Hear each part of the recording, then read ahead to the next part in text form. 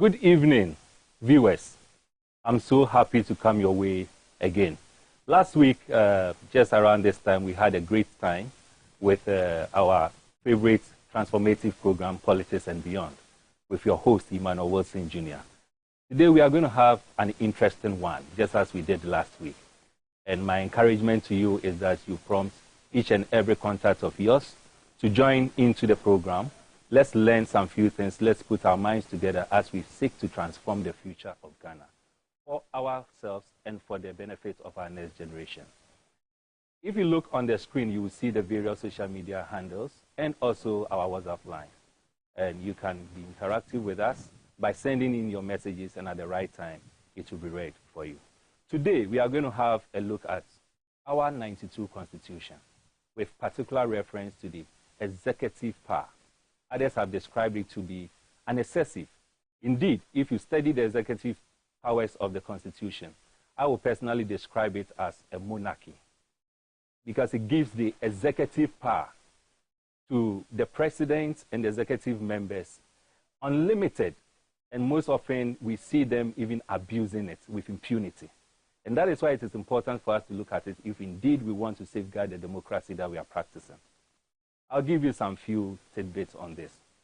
If you look at, for instance, not quite long ago, there was an issue regarding the road tolls, where it came out clearly that overnight, an executive member in the name of Mr. Mwakwata, the roads minister, unconstitutionally and illegally decided to put a stop to the road tolls that we're having in this country. And indeed, if you do a calculation from the 18th of November 2021 to date, it will tell you clearly that Ghana has lost an amount of 151 million Ghana cedis as a result of that illegal and unconstitutional act that Mr. Mwakwata engaged in. It is quite worrying because such an amount of money, you and I know that for nothing at all we could have used it to patch certain parts of our roads in this country. Terrible roads that we are having. And yet, because of the executive excessive power that has been given to them, they end up abusing it. There's another thing you can also have a look at, and that has to do with Gregory Afoku's case. If you study and you go through it very well, it will tell you clearly that people are abusing the power that has been given to them. And when I make reference to people, I'm talking about the executive that is led by the president. And that is why it is important for us to have a critical look at it and see how best we can reform it, and see how best we can see how to change or make the necessary amendments just for the purposes of us having a transformative future.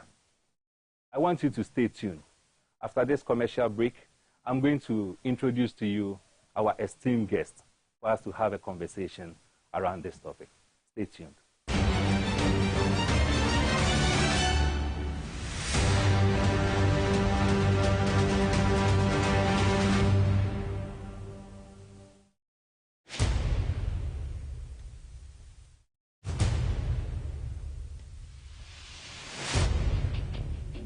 The average human body mass should have at least 60% water for optimal performance in any physical or mental exercise. We can help you maintain it naturally.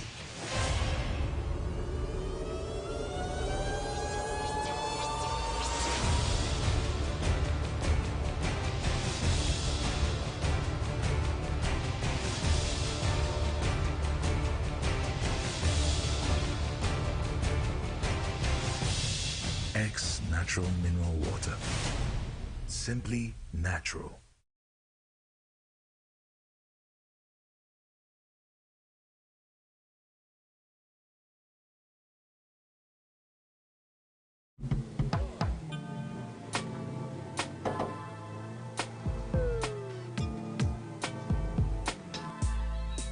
Welcome to AutoCheck Vehicle Diagnostic and Licensing Center. I hear my car can be checked here without going to Accra. Sure.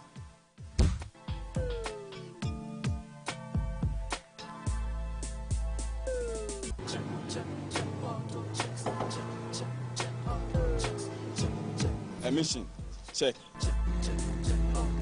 Alignment Alignment, check.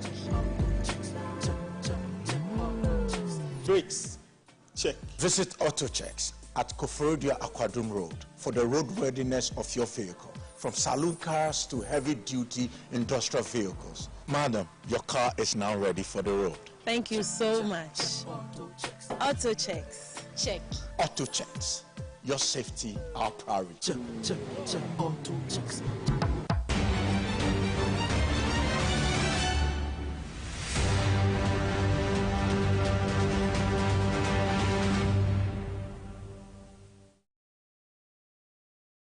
Welcome back. As I indicated earlier, we are going to have a look at how to reform our 1992 Constitution, with particular reference to the excessive executive power that seems to be given to the executive wing of our government. And that has brought us as a country to a state where the other arms of government seems to be extremely powerless, because all of them are having their allegiance towards the executive. And that is a worry to our democracy. If you remember, there was even an instance where CID Tiwa was heard on tape telling a complainant to drop a case because that particular case will go against the executive. In other words, the police have even gotten to a stage where they are now protecting the executive against the interest of the citizens. This evening, I have with me a man who needs no introduction in this country, a man that all of us know so well. He's so passionate when it comes to matters bordering on the interest of Ghana. Indeed, he's one man I can confidently vouch for and say that when we are listing individuals in this country with integrity, he is one of those few that we can lay hands on. I'm talking about no other person than our own, your own, my own, our own Justice William Atuguba, the former Supreme Court Judge of Ghana. Justice, nice. Welcome. Thank you. To Politics and Beyond. Thank you. It's been a while. What have you been doing after going on retirement? Well, largely idling. Because with retirement, you are set at large. It sounds like you having the position of ambassador at large. Yes. Let me congratulate you for was it last week or so, the public lectures that you did. You really encouraged and you also informed all of us. We thank you so much, and particularly to also thank you for giving an acknowledgement to me in your presentation. I felt so humbled, and thank you so much about it. There are two things I want us to have a look at, even before we go into the main topic. And the first one had to do with you mentioning the issue of Domahine and talking about instances and reasons why you perceive he has been transferred from where he is to his current place. Now, the question that comes up is it okay in your view to have a chief creating an impression as though he is engaging in partisan politics in Ghana?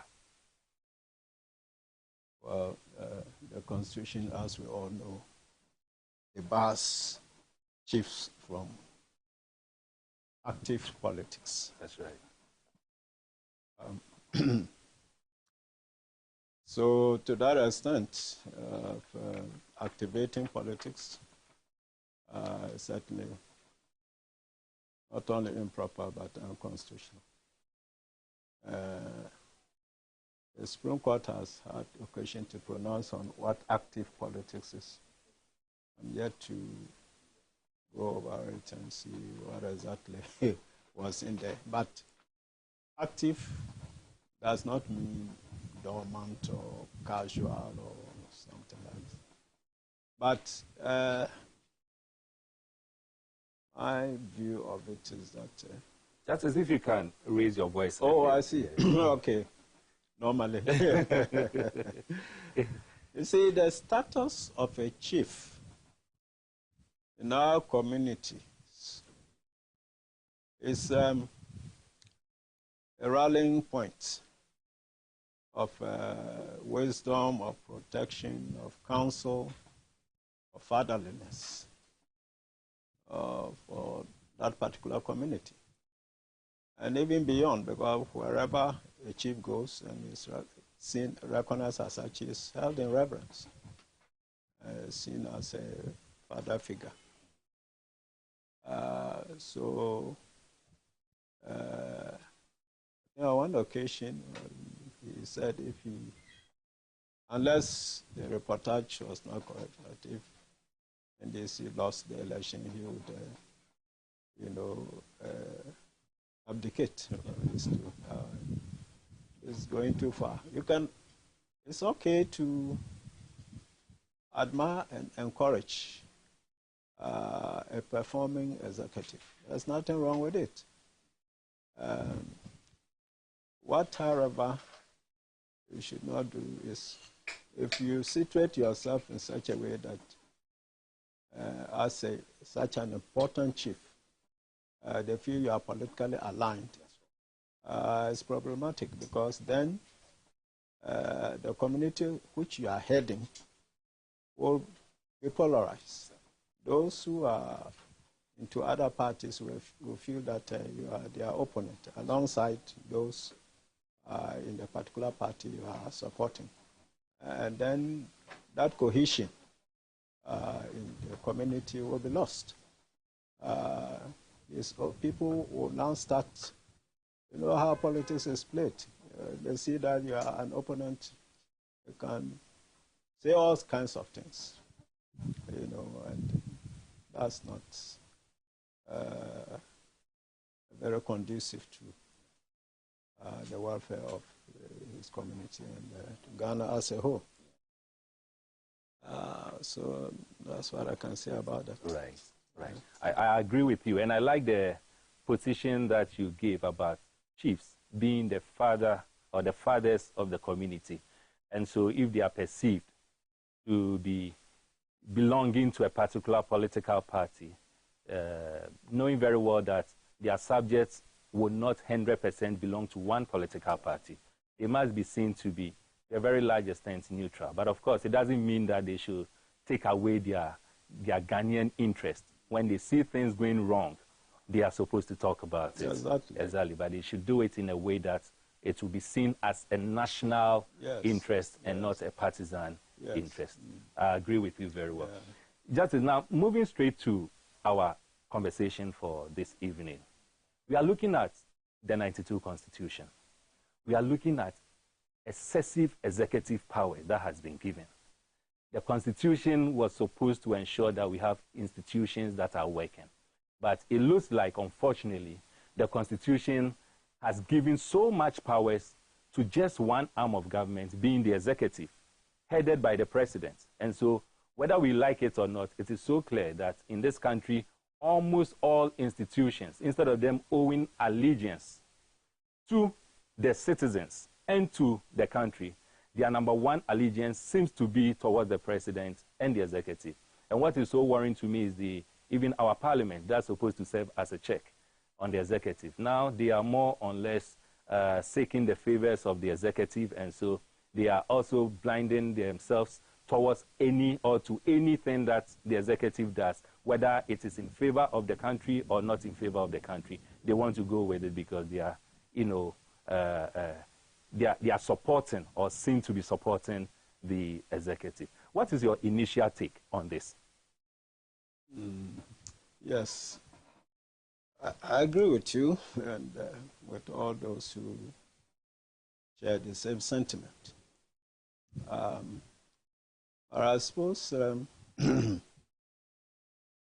framers of the Constitution felt that they were departing from the parliamentary system of government where you have a prime minister heading, and they were now opting for the American system of executive presidency. So they feel that the president must be empowered enough to be able to be an effective president, so that he can rule the state effectively and address all concerns and be answerable to the electorate for that. It's not a bad thing, but see, the problem with humanity, power of any sort is glamorous. And as we all know of the saying, power corrupts, and absolute power corrupts absolutely. Power is so tempting. The moment you get it and people are singing your chorus, you feel that you are, you know, the center of all attention and authority. And then you even feel that you ought to have more and more. And that can lead to abuse, particularly in the African setting. You look around, you see that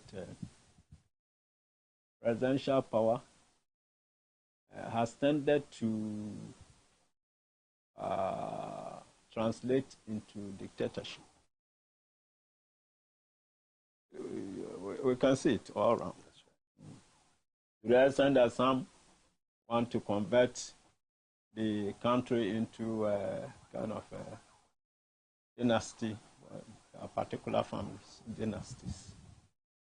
That's the evil of over-empowerment. But although it was well intended, you test the intendment against the facts on the ground. And because we have political party system from which the presidency emerges. You see that in practice, the president has to respond to many political pressures arising from the electoral terrain. Because to win the election, he needs the support of so many counts. And when that support comes, he has to please those people who really worked hard and led to his victory. You see, and when you have much power like that, you now try to put your favorites in various positions, or what we call jobs for the boys. You know, it's not necessarily based on integrity, but political expediency.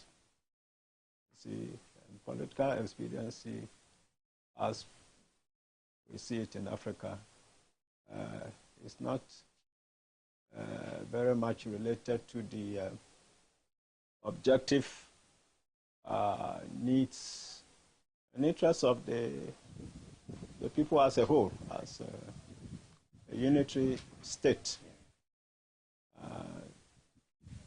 So,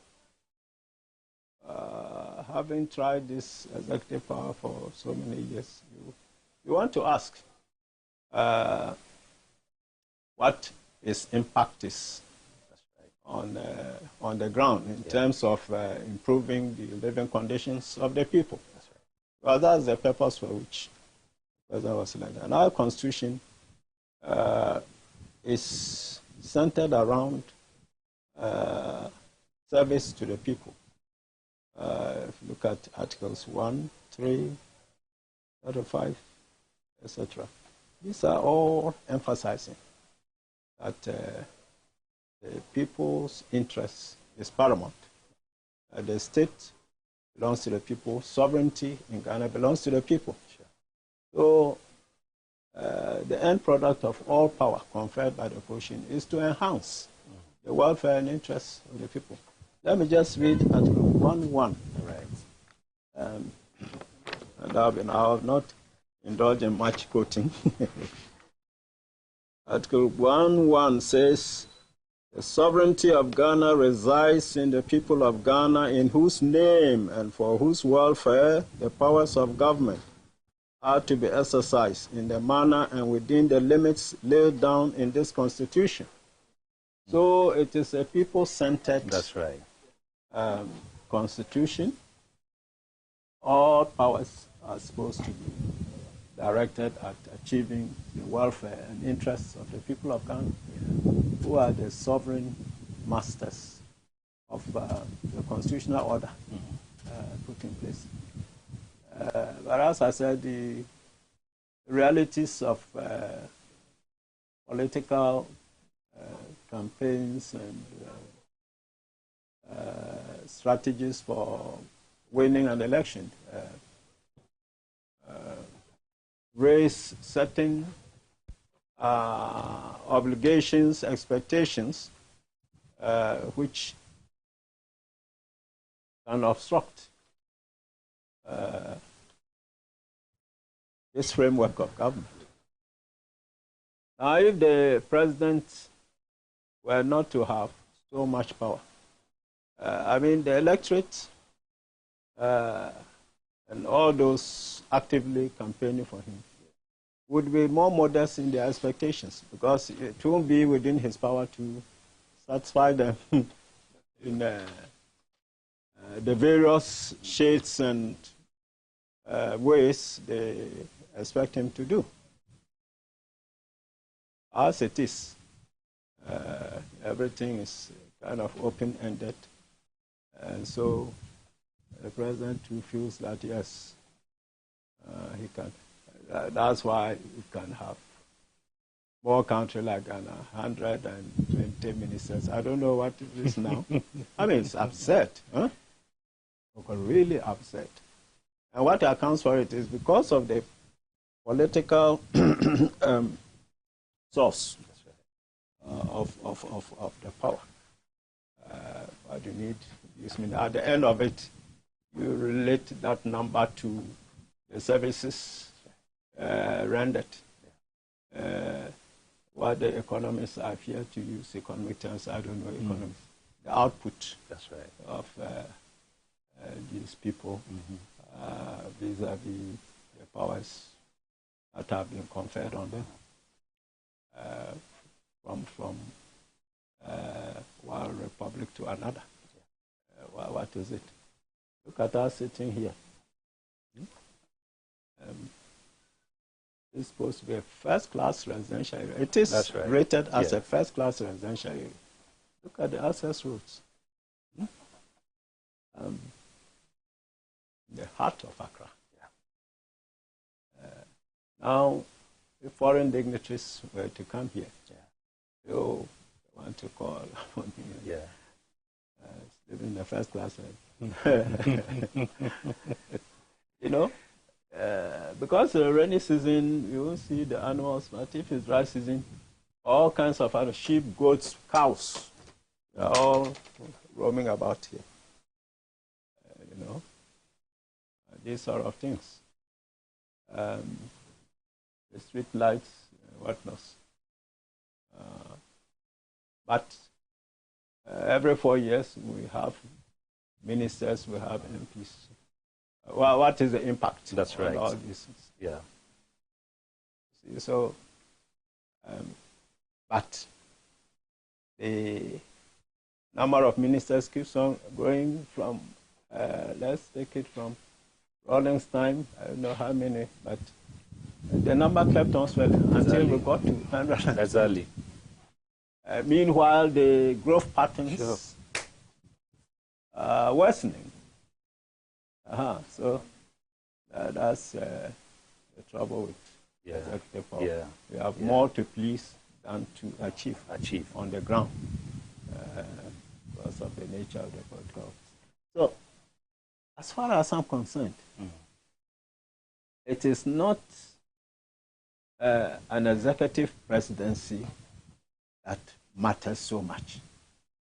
It is operational government institutions. As President Obama said when he visited Ghana, we don't need strong men, but strong institutions. So they deliver. The president will appoint all kinds of people to various places.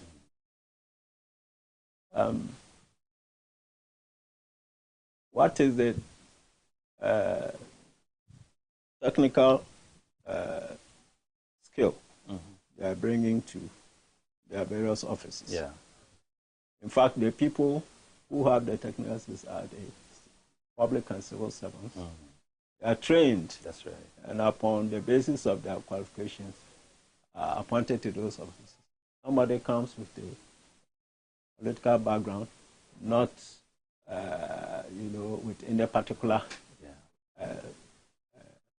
field, and is supervising everything, directing everything, and obstructing the technocrats on the ground who could have, driven things well. So these are problems associated with you rightly said it all. There's this issue of the current, and you made mention of that, the current constitution serving the interest of politicians and not the interest of citizens. Yes. And so most constitutional lawyers have described Ghana's constitution as a political constitution instead of describing it as a developmental constitution. And that is the reason why there's this gap in between. Now, you rightly said it. The problem is, because it's a political constitution, and because we give so much power to the executive, we end up turning the whole country into a political campaign zone.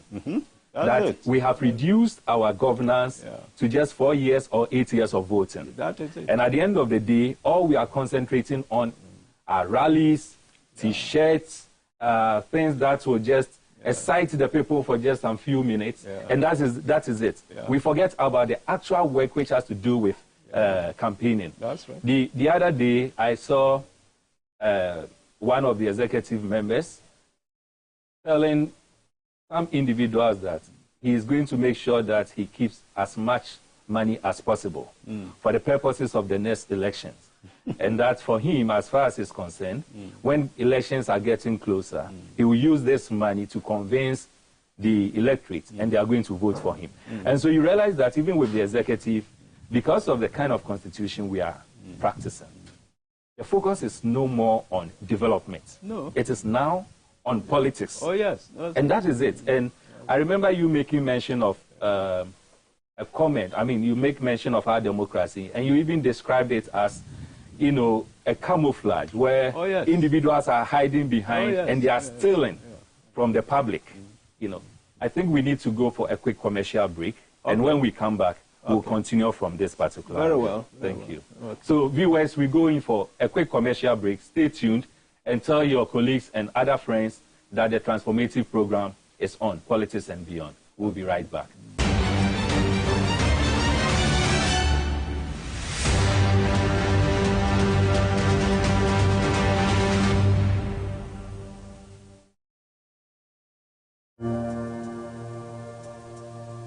Welcome to the Royal Dazzle Event Center.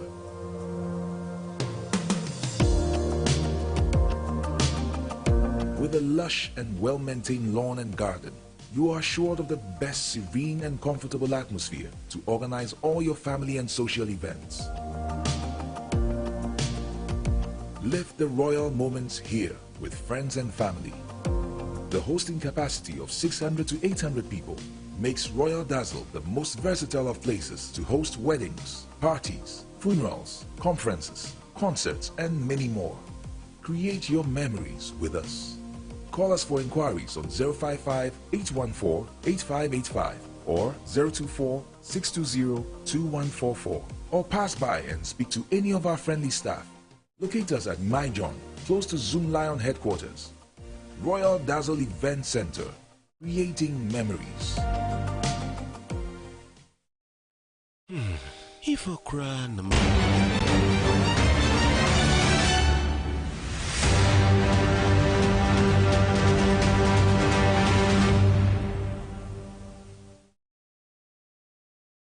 Welcome back, viewers. You are still watching, and you are part of your transformative program, Politics and Beyond. and we are still privileged to have with us Justice William Atuguba. Justice, so we're talking about the excessive power that we have. And from your presentation, one key thing came up, which I want us to dwell on a little more. And that has to do with us practicing what we call political constitution, instead of moving to a developmental constitution.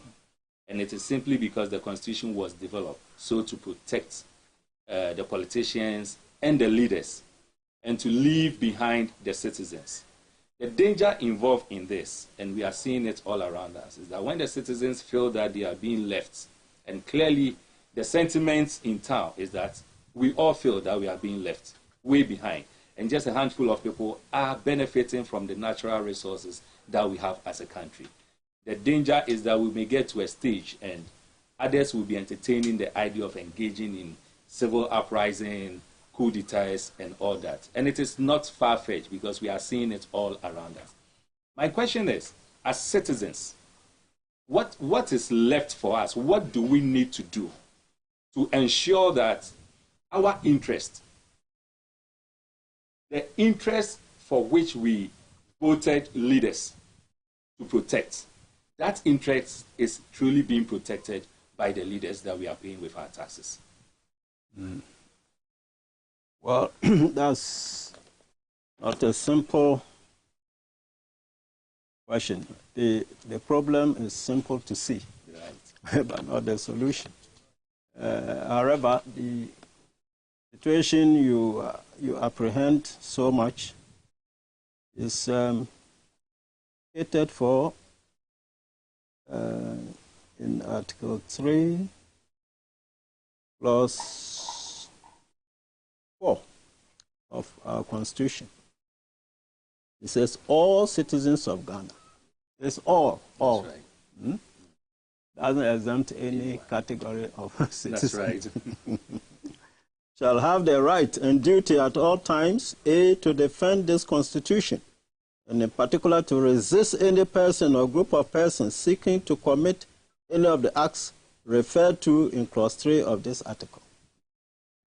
And B, to do all in their power to restore this Constitution after it has been suspended, overthrown, or abrogated, as referred to in Clause 3 of this article.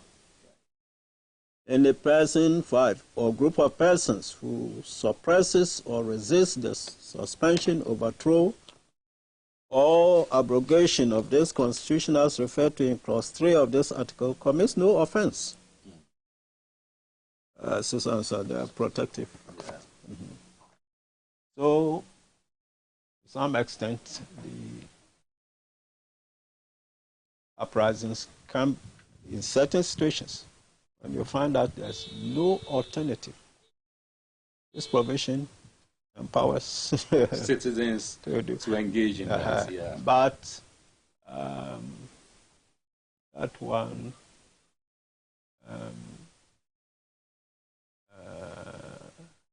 will be a very, very, very, very last resort. Right.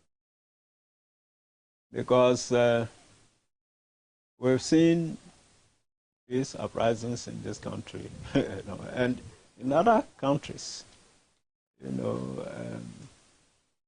whether in the long run they change things for the better and other things. Sometimes they do, sometimes they don't. But the best way to go is to see to it that the constitutional order works as it has been ordained. And I think that if this civil pressure, I'm so into so many civil society organizations up and doing and insisting on democracy, on the right thing to do. That is it. The Constitution empowers people to form associations, to join them, for the active participation in the government process. This is a constitutional right. Well, the kind of civil uprising, if I may so call it, we are seeing is in the right direction, but it started not so long ago. Yeah. Mm-hmm. So I think the level of desperation has to be checked. As they are pushing, maybe certain things, certain improvements will be coming as they sustain the pressure.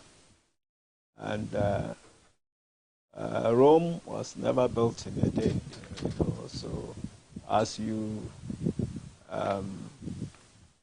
are reclaiming the grounds for the benefit of the people, gradually, it will work. And then, you see, the bigger problem is Ghanaians themselves. As the Constitution says, the power is with the people. Yeah. So, instead of the easiest way is to exercise the vote responsibly and to protect the sanctity of the ballot. That is it. So if they are up and doing in that direction, the government comes in for 4 years, then another election is coming, and Ghanaians vote on the basis of the performance of the government. If it has done well, you can re-elect it. If not, you vote it out. You can even vote for some other party which has never come to power. You know, you keep on changing them like that. They'll set up. You know that you can't just come and do whatever you want, and you keep on winning. So it involves Ghanaians protecting their own interests when it comes to casting their ballot. You not vote on the basis of ethnicity, of friendship, of improper inducements, and these kind of things. That's how to lose your own power and welfare. But if they do it responsibly, people even come to buy, and you just compare the contestants and find out, oh, this man has no money, but he will be a correct person. You vote for that person, and the people who came about are down. Next time, they'll see that, hey, the only way to win the vote is to do the correct thing, to serve properly. Then, the battle would have been won. Apart from that, it is getting a constitutional amendment to disarm the president of so much of the power that he has. Actually, what we need is proper administrative institutions, properly manned by proper personnel, who will institute and drive programs that will yield actual benefits for the people. That's what is important. And so, I would have said that after this election, if a government comes in and we don't see any real change, what forces us to continue with this system of government? What forces us? It is there because the people endorsed it. You find out it's not working. Why don't you try union government, where party politics will not obtain? Because party politics, as we see, is very toxic. It's just, look at our airwaves, 24/7. Yeah. Antagonism, political antagonism, no objectivity. a person is aligned so long as he can get what he wants. Something is awfully black, but for his political interest, if it requires him saying it's pure white, he is prepared to say it's pure white. Where does this take us? This is where we are. It's a great sorrow, very great sorrow. That is very true. Now, so apart from electoral process, sound electoral process, other way is to amend the Constitution, take away, slash down the presidential powers, and allow the state institutions to operate without political pressure and interference, but under proper non-political partisan supervision by the administrative structures put in place. You know, often institutions have boards of management and all this kind of thing. I don't know how far well they've operated. We may not stick to the same thing. You can have a supervisory body that will monitor the operations of these institutions, not based on any political partisanship, just on merits of what is it? Skills, of suitably qualified technocrats. Then things can be done. But you sit down and find somebody, let's say somebody was probably doing some petty trading or something, is able to influential somewhere, made a minister, deputy minister. How effective is this person going to be? That's true. But the person is going to direct things, and is going to do so politically, thinking of his constituents, how to please and how to put them in places so that he gets. How can the state work well? That's right. These are the things. That is very true. That's very true. Now, talking of the uprising that you made mention of, in as much as civil societies and other groupings are doing what they can, including ourselves, some of us are part of it, and we are doing what we can. The key issue confronting us now has to do with the semi-frustration that comes, particularly through the police. And if you dive deep into it, you realize that it is all because, as I indicated earlier, they want to protect the interest of the executive. And so that is an issue that we are battling with. I don't know your take on that, but in adding to it, there's also one issue that has to do with Amwakwata, for instance, where I made mention of the road toll booths.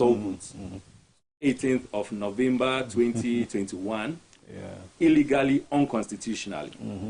His actions, it went directly opposite what the Constitution tells us, and the Criminal Act also tells us. But to date, nothing has been done. Indeed, the estimation is that we have lost, as we speak now, from 2021, 18th of November to date, we have lost 151 million Ghana cedis as a result of that illegal work or illegal act that he did. What do you think citizens, in a case like this, what do you think citizens need to do to ensure that this abuse of office, abuse of executive power against our interest is taken care of? Well, it's beginning to happen sometimes.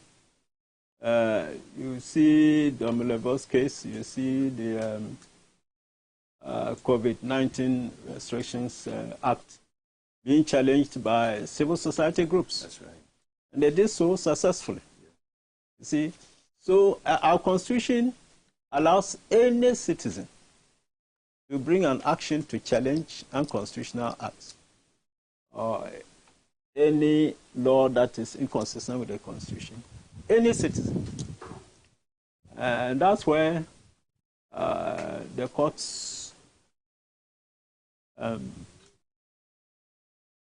need to be also very independent. Well, if anytime there's an infraction, they uphold it. That's right. And under the Constitution, if you disobey an order of the Supreme Court, the sanctions are terrible. Yeah. You can go to prison for up to 10 years. You disqualified from holding office for 10 years. In the case of president or viceroy, you can be removed. All these things are there. But are we activating them in practice? See, people will leave these things and just try to be running after the powers that be for favors. Yeah. When the weapons are there, you see, even this toll booth thing you are talking about. Yes. The citizens themselves, how lawfully enthused are they? Because I think upon, was it the 2016 or 2020 election? Some people went and took hold Yes. of the judges and occupied them. That's right. You see, and threw out those who were there. You see? Yeah. So the citizens must be interested in behaving according to the dictates of the Constitution and the laws. If they have that mindset, then they can hold the executive, to order through court actions, through these kinds of demonstrations and so forth.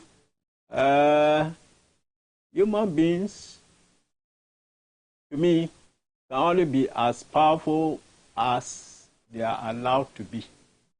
That's the truth of the matter. Right. No human being can really be powerful unless there are stooges, hypocrites, fawning around him, propping him up. So Ghanaians have to retrace their steps and realize that the power actually resides in them and they can enforce it.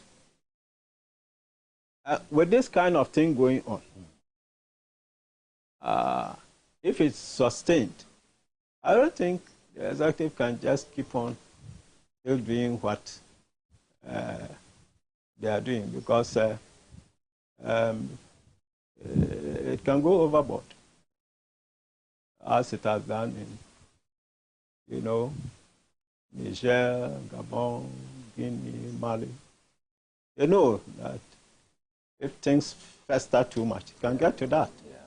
And so they will be forced to retrieve the civic heat on them is sustained. Yes. That will even be better than, juntas. Because you can't predict how they operate. That's right.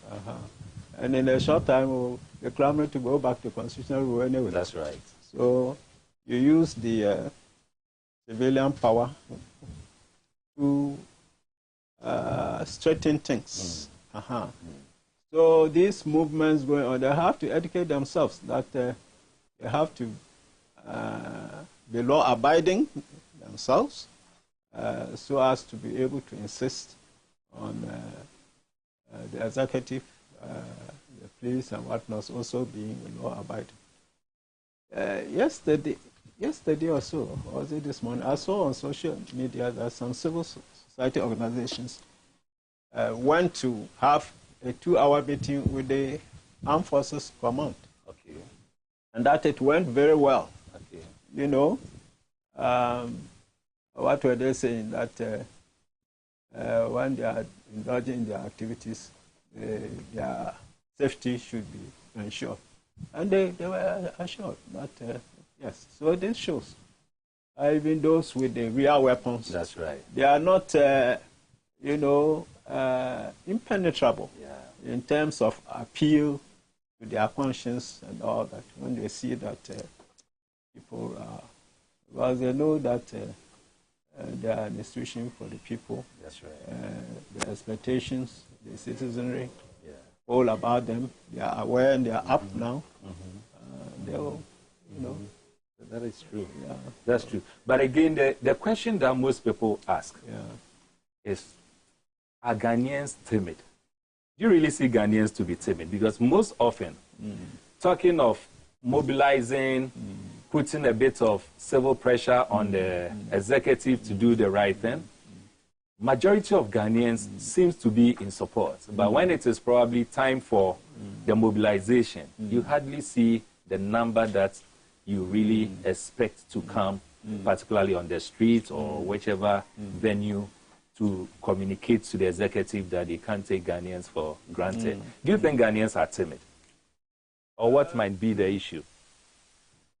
Well, I don't know whether it's, I won't rule out timidity, but can also be a question of apathy.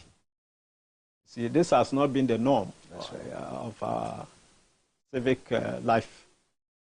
See, Ghanaians, not that they are timid, but somehow they're like, they're not confrontational in nature. That's why somebody will go to a ministry, wants something done, and the officer there is saying he must bring money. Instead of going to Shraj, to report, or to some media person who can take up the matter. Say, oh, all right. And they run around and try to get the money. And this is how very pliable, you see, compliant, because we are peaceful by nature. But then too much of everything, So I think that from the various demonstrations, I've never seen one physically, but online, I think the numbers seem to be growing. That's right. Yeah. The momentum is building up. And if it's sustained, I mean, that aspect of fear, whatever, will just evaporate. Because the people will now be able, because they're acting as a group. That's right. The only thing is when they are doing this, they shouldn't become violent and do unnecessary things. Then they lose their legitimacy. That's true. Focus. Justice, in your own words, with your experience, particularly in this Fourth Republic, from 92 to date, how will you describe the kind of democracy you are practicing, knowing very well that all these forms of democracy, the ultimate, is the well-being of the citizens? And it looks from me and from where I sit that we seem not to be achieving the ultimate, that is the well-being of citizens in this country. How do you see the democracy we are practicing? Even though I heard you mentioning that or proposing that we should in the near future think of uni-governments, but between now and that near future, the kind of democracy we are practicing, how do you perceive it? How do you see it? Oh, right now, to be honest, and I don't think the politicians themselves will deny it, it's a poisoned system gravitating around grabbing and sustaining power and getting what one can get from it for himself and his cronies and so forth. This is becoming the discernible direction of our party political system. And it's just because the citizens too are bought into it. But if they get out of that, And it's beginning to happen in some way, if only they will sustain it. You'll find that in most constituencies, they are rising up against their MPs. That's true. Demanding performance. That's true. And warning them that if they don't see any development, the next election will not go well for them. Yeah. In some places, they even held stones, water on them and all that kind of thing. So there's that kind of awakening. The trouble is we allowed the politicians to have their negative way for far too long. Yeah. Now we're awakening, but it's not too late. If it's sustained, can turn things around.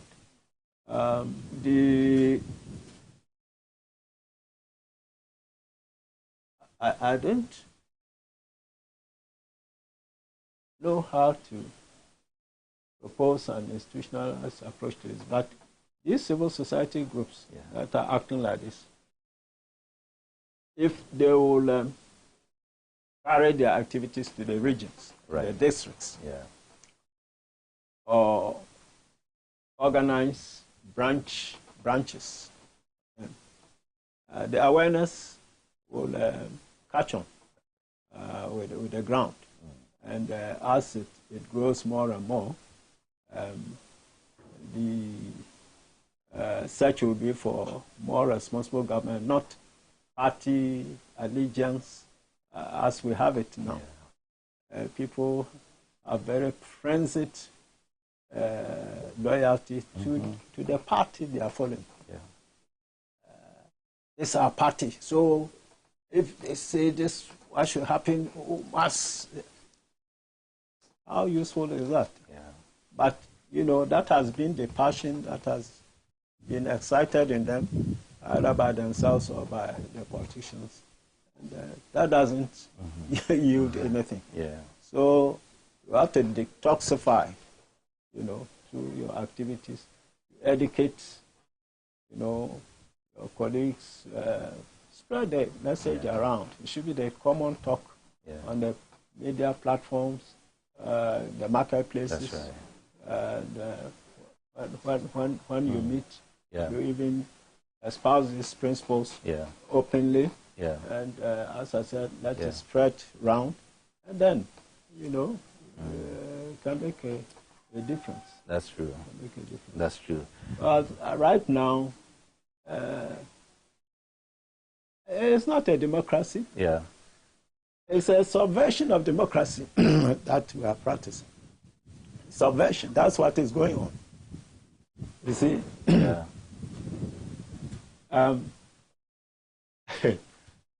Even about 2 years ago, came to the point where MPs who lost elections would come on radio and be appealed, calling on those to whom they had given goodies. That's right.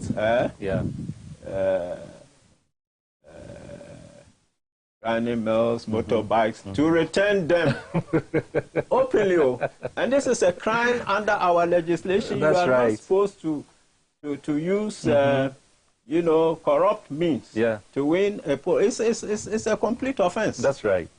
In Zambia, an MP lost his seat because at his campaign grounds, he was promising the people that he will fix their road or something if they voted for him. And they annulled his decision that was a corrupt practice. Wow. You see how far away we are from enforcement. Now, our people openly and contrary, they even cite what one has given and they give what.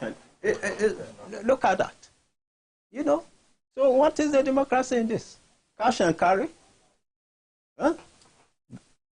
That is very true. In fact, it is now becoming a norm. In fact, it is a norm. And you see, the danger of this is that, look, you cannot have a positive outcome from a negative source. A person, look, genuinely, do you think that somebody who is out to serve the people will go to the length of spending so much to win a vote? I mean, how? Yeah. I mean, realistically. He must be having some. Exactly. Yes. Exactly. So it's like a contractor winning a timber or mining concession. Yeah. He has paid for it. He goes in and mines as much as possible. that is the mentality. That's right. That is it. That is right. That is right. So, you see, wrongdoing, corruption, these things, people should know that these are not helpful and move away from them and insist on the right thing. Then we can get somewhere. That's right. That's very true. Justice, our time is almost up, but just a quick one or two. Yeah. The first one has to do with the appointments, power given to the executive. Yes. That's the president. Yes. In your view, should the president still be the one appointing chief justices, and particularly IGPs? Then the second one, in your view, what should be the number, as in the ceiling, of executive members that we should have in terms of ministers that we should have, considering the population we have, the resources we have, and the needs of this country? Yeah. Well, we look at the, I think, 79 Constitution. The maximum number of ministers allowed the president was 30. 30 in the 79 Constitution? 30. Oh, okay. Yeah, okay. 79 Constitution. Wow. And added to it, under the 79 Constitution, a minister could not be a member of parliament. That's under Liman's administration. Yes. 79, yes, I remember, yes. If you are an MP and you are appointed a minister, you vacate your seat. So you see a fine separation between executive and legislature. But then they fuse this thing. Yeah. Where is the separation? That's right. You have the executive, and even the 92 Constitution has also allowed this. I think even the majority of ministers under our present constitutions expected to come from parliament. That's right. I mean, what is the intendment of this? Huh?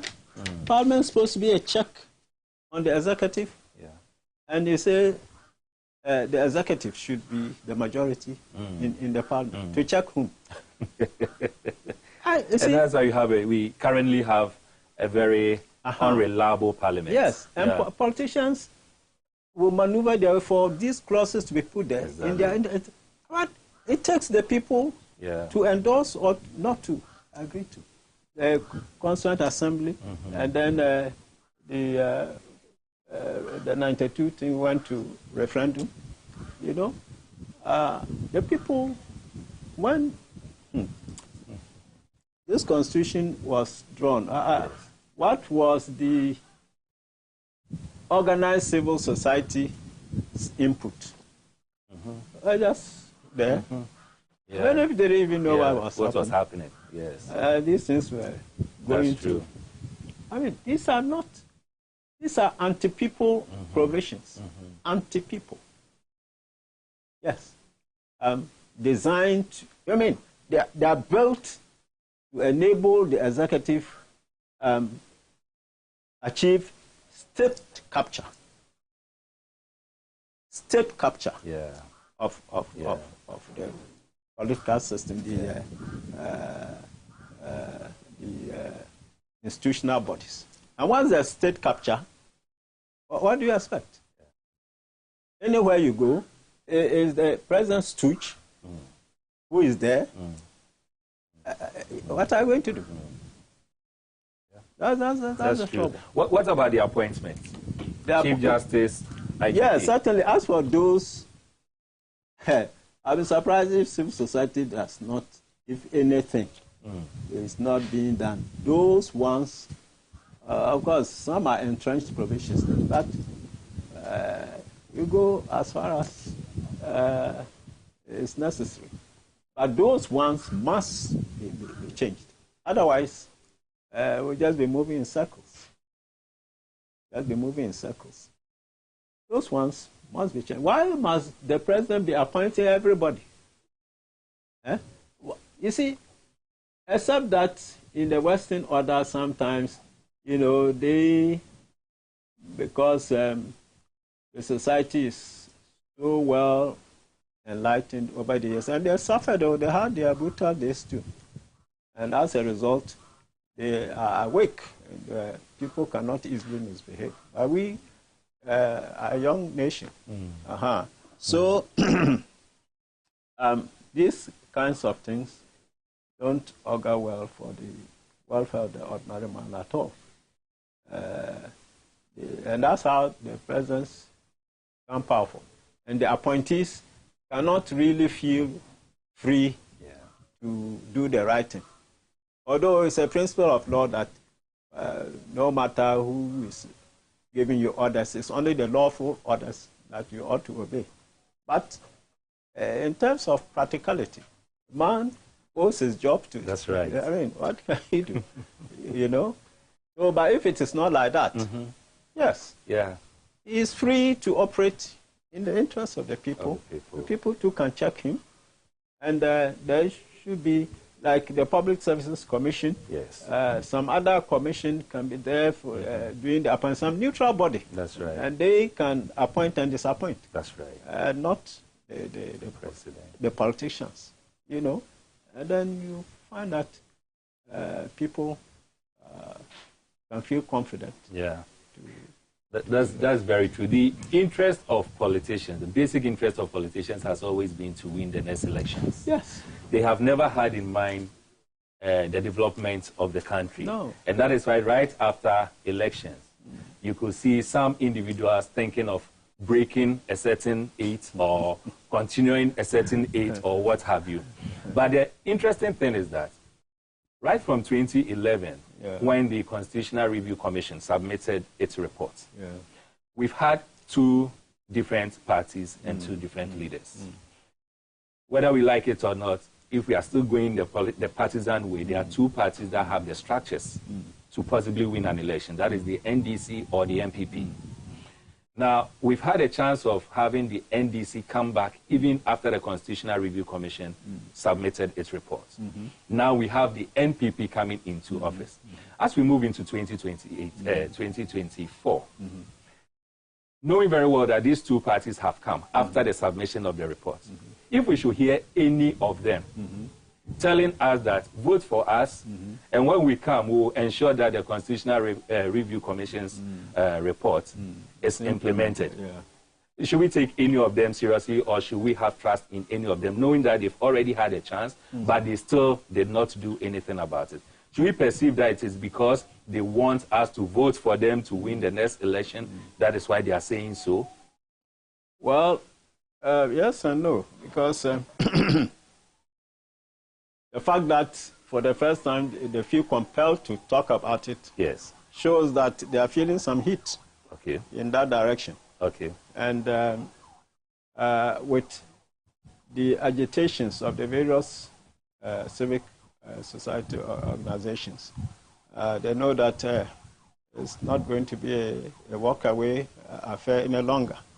And in any case, if they are voted in, these organizations are there to. That's why in my address, I said that, look, no matter the type of regime change that comes, if the heat of this kind of civic activism is not sustained and even increased, nothing will be achieved.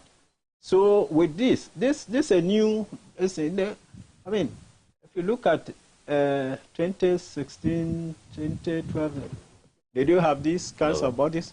No. They were just insular things, like those that Kome Preco, but they were short-lived. But this time, it's very sustained and well-ordered. So I don't think that any politician will toy with that any longer. And if these societies continue and close their ranks, that's one thing. When I heard of Fix the Country, honestly, I thought it was just an NDC opposition gimmick. But I kept on asking a few people, and they said, no, it comprises. I said, oh, that's what we need. But later on, I heard they are front had been broken Yeah. by some monetary. Yes. And are you? I mean, you see, why do you throw away your power? That's right. Because they've seen how powerful you are, and they are coming to use money. And why do you buy into it? Yeah. And weaken yourselves again? That's right. You sustain it, and you know you have what you want. You know, so I think there's a difference. That's right. That's right. Thank you so much, Justice. Right. As you know, this is a transformative program called Politics and Beyond, and the intention is to transform the future of Ghana for the purposes and benefits of the youth and the next generation. In less than 30 seconds, your advice to the youth of this country. Yes. Actually, statistically, they are the majority of the population of Ghana. So it means they are the stronger segment of the society. They have longer leases of life to spend, and their welfare will be affected one way or the other. And so they must make sure that their destiny, their welfare doesn't continue to be, distorted by people who don't care about their welfare, because they are in the majority, and they, in the majority, they are going to be more affected by misgovernance. And the only way is to stand up against it, and they can do it. That's right. As it is happening, if they sustain. Like this question you asked about the amendment. Yes. You have promised, you have come. Hey, after 2 weeks, no news, you are up there. Well, implement the thing. We are moving. That's right. Hey, Yeah. march to Parliament. That's right. So forth. I mean, they cannot ignore that. Sure. Yeah. Sure. Cannot ignore Sure. that. That is right. Yeah. Well, before I come to officially thank our guests, viewers, I want to thank you for being part of the second episode, and to promise you that next week, Monday, we'll be having the next episode, and we are going to dive into real matters that directly affect the youth of this country. I want you to also know that this program is proudly sponsored by these clothing. If you look at my outfit, it is sponsored by these clothing. As I indicated, these clothing can be located at Domi Pillar 2. And their number to reach them on is 0244 999 113. Again, the number is 0244 999 113. This clothing, I keep telling you that if you want any type of attire to fit any occasion that you have in mind, they are the only place you can rely on. This clothing is at Domi Pillar 2. Just call the number as mentioned and you get them. Also remember that this episode will be repeated coming Wednesday at 11 a.m. on this same platform, TV XYZ, and on our various social media platforms. Justice, I just want to say thank you so much. All right. So, in fact, Justice enjoys it when we address him as local mind. And just listen, not man, mind. Local mind. No. Yes, so local mind. Yes. Thank you so much for honoring our invitation. And we pray that this will not end. We, in the very near future, hope to have you again so that we can still dive into your wealth of knowledge and experience just for the benefit of the future of this country. Local mind, thank you so much. Thank you so much for coming. Viewers, this is what time will allow us. Until we meet again next week, Monday, same time, please remember that the power belongs to you and not the executive or those that we elect. Take care.